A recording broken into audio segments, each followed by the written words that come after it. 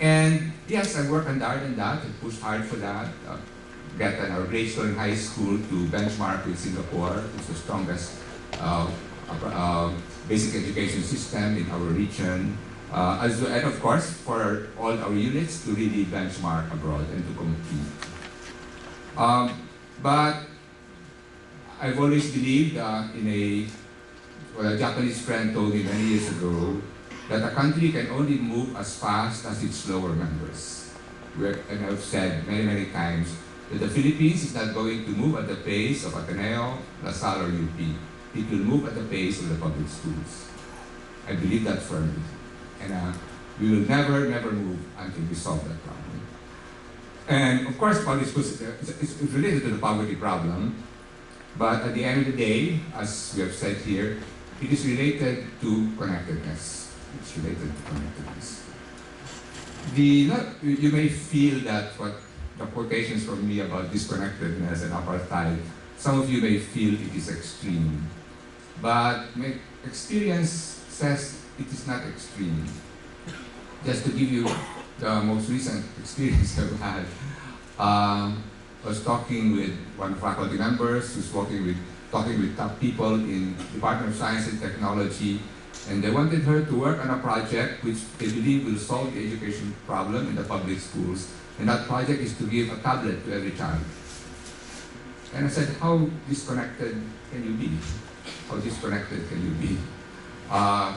Where is, and these are people of goodwill. So you say, what is it? So, therefore the connectedness is so central. And on a personal note, when I ask myself differences in here, I think it's also our own personal histories.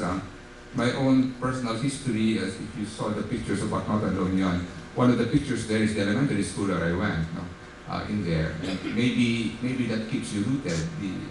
The fact that your own memories tell you that this is a very real world, the world of the public schools. And when I used to go around Mindanao and would see the children walking to school, it reminded me of myself and younger children there going to school. It's a real world out there, connects you there. And even when I was a graduate student at Stanford, doing pure mathematics there, it always struck that on the one hand, I was very impressed by the extremely talented people that surrounded me and the level of the intellectual conversation, which I enjoyed a lot. And tell people that it was for me kind of a very wonderful time of my life when you could really engage in intellectual life at a very, very high level. But I also noted that my colleagues there did not care much for East Palo Alto, which is a very poor area, that there were all kinds of problems there, and it did not exist for them. So the disjunction between the wealth of Stanford and Silicon Valley, and at the same time a very poor area, that also struck me very much. That the two worlds did not know each other. They were disconnected from each other. And it's the same thing that we experience here. And so, the first thing, beyond thanking you, what I would like to say are a couple of things. One is in the sessions that I listened into, and rightly, you have a lot of concern for sustainability. And a lot of our concern for sustainability is how do we have the structures, the financing, and so forth. And those are very real concerns. But in my own experience in engaging the poverty problem, as well as any real solution to this problem, the foundation of sustainability is scaling and connectedness. And unless you have that, you will not persist. And the reason that I persist, Meloracion, the people who started ACE, or the people I work with in Gawad Kalinga, the reason that we persist despite the difficulties is the heart. You have difficulties. Sometimes you're never sure what the solution is. But it doesn't matter. You just stay with it until you find a solution, because for you, it is a problem that simply must be engaged.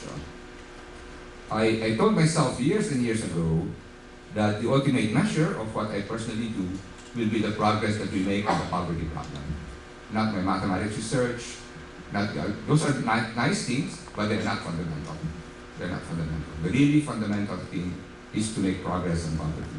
Because without that, Well, of course, it comes from personal experience, people have known, but it also comes from my own religious formation and education. How do you stand before a God eventually who asks you, what is your brother or your sister? I always used to, when I was a graduate student, I used to meditate a lot on Matthew 25, the scene there where I was hungry and you gave me to eat, thirsty and you gave me to drink, and told myself, that is the ultimate judgment of your life. Not all your achievements and so forth. That is the ultimate measure. And so I think so therefore, it is very important that we connect.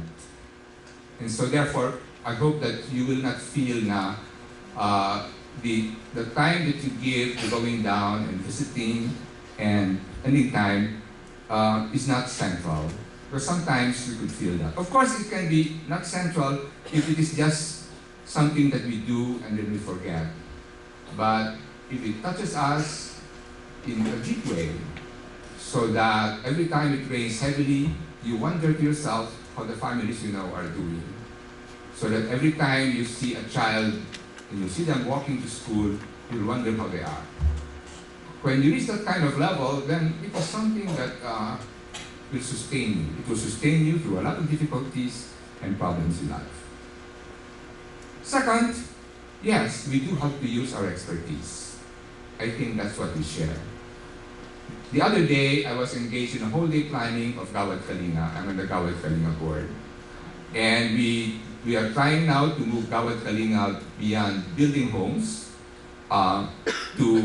we said sustainability for GK will mean building sustainable communities, not just homes, and that will include education. So we'll have to work with the schools they go to. We will have to include livelihood. And we began to talk about the successful livelihood projects, the social entrepreneurship that our young people in Ateneo College and alumni have been doing. And when we analyze their success, people like Bam Aquino and Mark Ruiz, who founded Happy Noy, connecting sari-sari stores to the top groups, Unilever, Procter & Gamble, and URC, and so on. Or Riz Fernandez, who connected the women in Payatas using kind of recycled cloth, initially make rugs, and making high-end bags, connecting them to high designers. We said that the reason they succeed is, one, they have expertise, and they can connect. They can connect to Rags to Riches, can connect to the top fashion designers, Laco Laurel, Amina Granas, Tenko Bunque, and so they can then connect to all of these people. And they know finance and so forth. But on the other hand, they can sit with the nanays, settle their quarrels, handle their tampo, be with them to listen to all their problems, patiently engage them when the money starts coming in and they invest all in TV sets and try to say, okay lang yung unang TV set, but after that, can we talk about saving for the education of your children? The ability to connect worlds. And we ask ourselves, how do we find more young people like that? And how do we create a template for their success? How do we find a next generation that has both the gift of expertise, talent, management talent, marketing talent, which these young people have, and who can live in that world as verified a world. I'll tell you one story. The first anniversary of Rags to Riches, we were having the celebration in Intercon. And you couldn't get a bigger gap between rich and poor. On the one hand, we were auctioning the bags. That's what Creator was the MC for it. And bags were going for 25,000 in the bid and so forth. One bag finally, which had of course a painting.